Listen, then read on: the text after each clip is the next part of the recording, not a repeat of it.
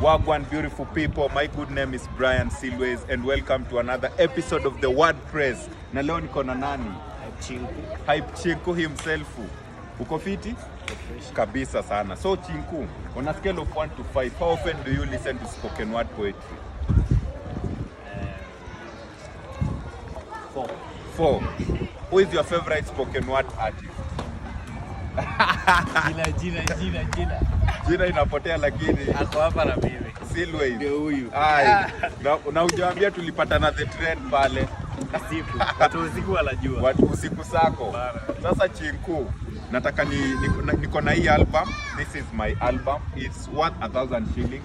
But nitakuuliza tu maswali mbili simple. Ukipata na kupatia hii album. Ukikosa kuna consequences. So tuende. Consequences ni gani? Usikuwe na pressure. Wewe ni bazuu. Hata kama ni milioni 1 utatoa. Sasa Chinku, I wonder kama Turkana kuna bar. Na kama kunayo basi ni bar la njaa. I wonder kama Turkana kuna bar. Na kama kunayo basi ni bar la njaa. The name of the artist and the name of the song.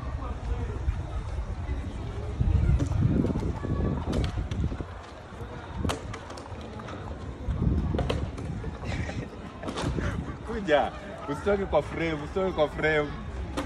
Guess tu baby, unaweza kupata. Amesema ni wewe. Mimi sijui msanii wa spoken word mwenye anaitwa ni wewe. But incorrect. Welcome to another episode of The Potential Loser.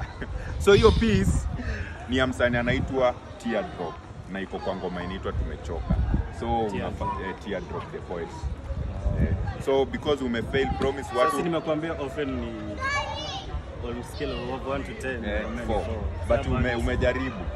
So promise wase utasikiza more poetry na utasikiza spoken word. Lazima. Daily nikafanya hivi. Najua the meaning. Amazing. Yeah. Asante sana. Thank you so much for staying with us. Keep it subscribed.